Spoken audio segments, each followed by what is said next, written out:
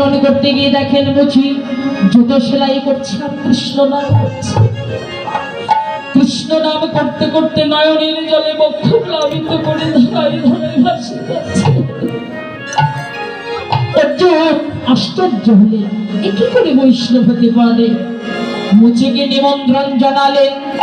মুচি বলছেন, হে কৃষ্ণ শাখা অর্জুন, আমি আপনার নিমন্ত্রণ গ্রহণ করব, তবে একটি শর্তে। কি? বলে, আপনি আমার গৃহে এসেছেন, আপনি আমার আগে আতিথ্যতা গ্রহণ করুন।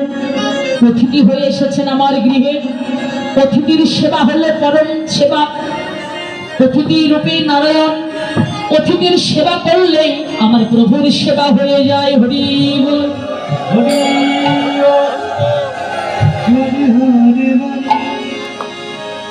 অর্জুন ভাবলেন, এই মুচির ঘরে আমি কি সেবা করব, কিন্তু উপায় নেই, নিমন্ত্রণ করতে হবে তো। মুচি বলছেন, হে কৃষ্ণ শাখা অর্জুন, আমি আপনার সেবার ব্যবস্থা করছি। আপনি এক কাজ করুন, আপনি ওই যে জলাশয় দেখতে পাচ্ছেন, ওই জলাশয় থেকে আপনার স্নানটা সেরে আসুন। স্নান করতে গেলেন, স্নান করতে গিয়ে দেখলেন কি, সেই জলে চামড়ায় আর চামড়া, দুর্গন্ধযুক্ত জল। এতে স্নান করা তো দূরের কথা, পা পর্যন্ত স্পর্শ করা যাবে না। উপায় নেই। অর্জুন আস্তে আস্তে ধীরে ধীরে এক পা দু পা এগোতে এগোতে জলে নামলেন। কোন রকমে নাক বন্ধ করে জলে ডুব দিলেন। জলে ডুব দিয়ে দেখতে পেলেন কি, জলের তলায় বসবাস করছেন ৩৩ কোটি দেবতারা। বলিব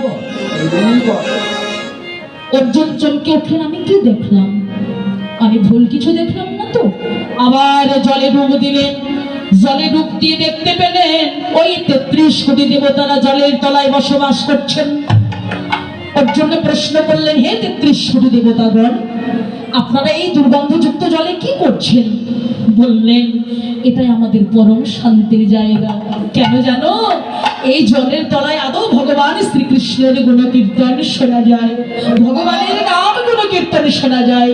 এটাই আমাদের পরম শান্তির জায়গা। অর্জুনের ভুল ভেঙে গেল।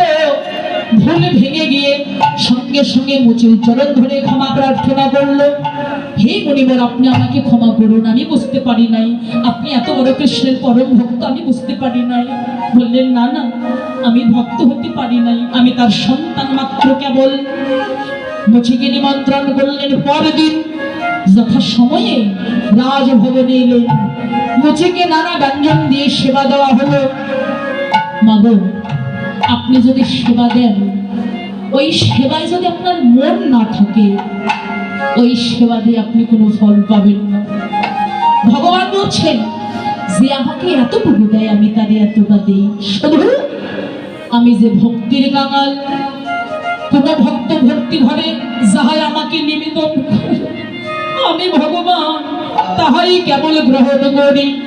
যার প্রমাণ গীতায়, পত্রং পুষ্পং ফলং তয়ং জীব ভক্তা প্রযচ্ছতি তদহং ভক্ত প্রযুক্তম। ভক্তপ্রাহীর প্রযোধর্ম অর্থ পত্র পুষ্প ফল জল, যে ভক্তির সহিত আমাকে অর্পণ করে আমি তাহাই গ্রহণ করে থাকি। মুচির সেবা করলেন, কিন্তু স্বর্গে ঘন্টা বাজলো না।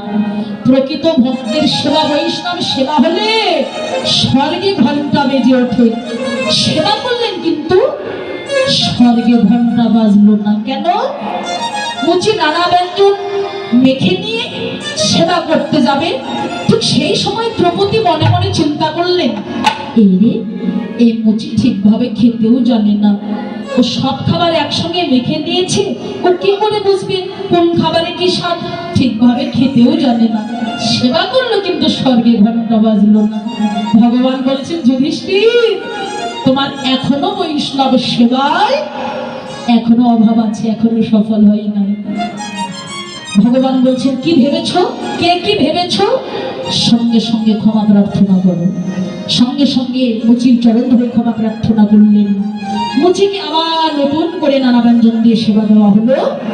যেই মুচি সমস্ত খাবার একসঙ্গে মেখে নিয়ে যেই সেবা করলেন, অমনি নিতাই গৌর হরি বল বলে স্বর্গে ঘন্টা বেজে উঠল।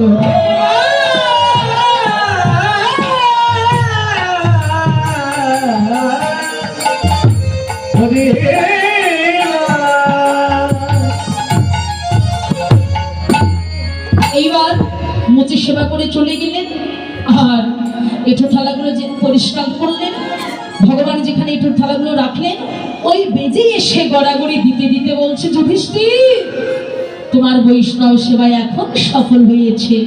দেখো আমার অর্ধেক শরীর সোনার ছিল, এখন এই এঁঠো থালায় গড়াগড়ি দেওয়ার কারণে সর্বাঙ্গ শরীর আমার সোনা হয়ে গেছে। এই বেজে কে ছিল জানো বাবা?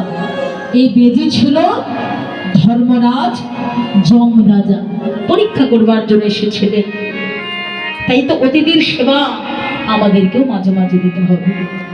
কলিতে নামে রসি জীবে দয়া বৈষ্ণব সেবন, ইহা হইতে ধর্ম আর নাহি সনাতন। কলিযুগের সেবাই হলো পরম ধর্ম। বৈষ্ণব সেবা, ভক্তের সেবা। আগে ভক্তের সেবা দিতে হবে। ভগবান তো নিজেই বলেছেন, হ্যাঁ, যে তোমরা আমার ভক্তের সেবা দাও।